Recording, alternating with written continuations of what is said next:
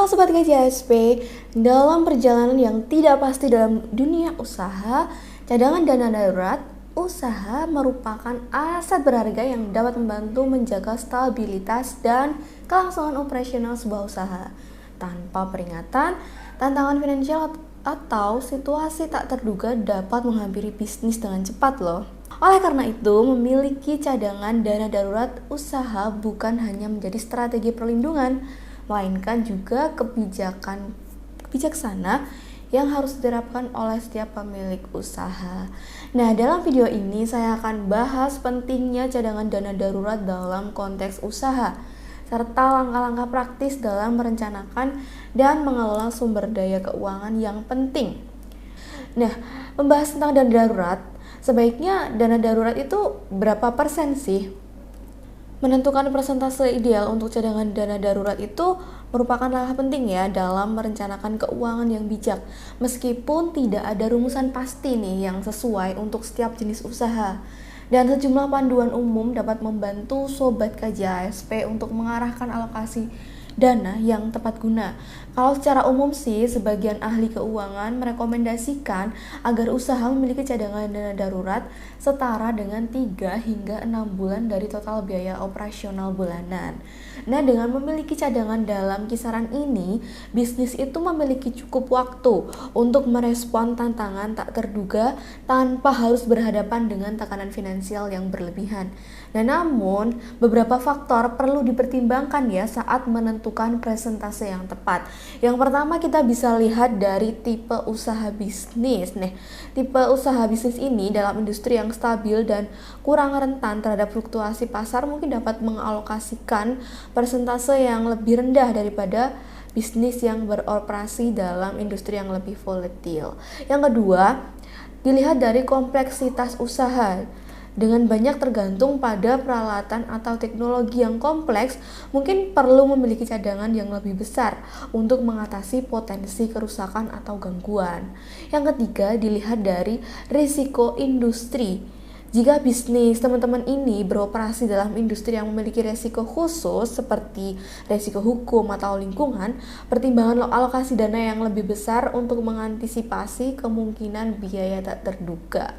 Yang keempat, terkait dengan skala bisnis. Ukuran dan skala bisnis itu penting dan juga berpengaruh ya. Bisnis kecil mungkin memerlukan cadangan yang lebih besar relatif terhadap operasional mereka. Sementara bisnis yang besar mungkin dapat mengalokasikan persentase yang lebih kecil juga karena memiliki lebih banyak sumber daya. Jadi perlu dipertimbangkan ya teman-teman. Yang kelima, terkait dengan tujuan dan strategi dari pertumbuhan usaha. Jika bisnis teman-teman ini sedang dalam tahap pertumbuhan yang agresif, mungkin teman-teman akan mengalokasikan lebih sedikit ke cadangan dana darurat untuk memberi ruang bagi investasi pertumbuhan. Yang keenam, terkait dengan lokasi geografis. Ini juga perlu diperhatikan karena faktor-faktor seperti yang ketersediaan bantuan darurat lokal atau resiko bencana alam di wilayah teman-teman juga dapat mempengaruhi besaran dana darurat yang diperlukan. Nah, akhirnya penting untuk secara rutin menilai dan menyesuaikan cadangan dana darurat berdasarkan perubahan dalam bisnis dan lingkungan ekonomi. Kondisi pasar dan kebutuhan bisnis dapat berubah seiring waktu, sehingga fleksibilitas dalam alokasi dana sangatlah penting. Lalu, kalau udah bahas persentase, dana darurat ini bisa digunakan untuk apa aja ya kira-kira?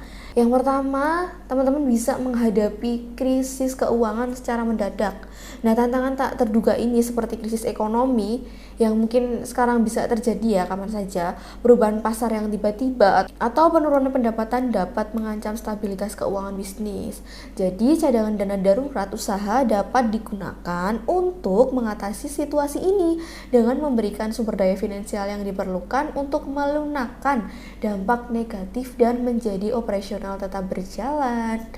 Yang kedua, penanganan gangguan operasional. Seperti keadaan darurat, kayak misalnya kerusakan peralatan yang penting gitu ya, bencana alam atau gangguan teknis dapat menyebabkan jeda dalam produksi atau pelayanan.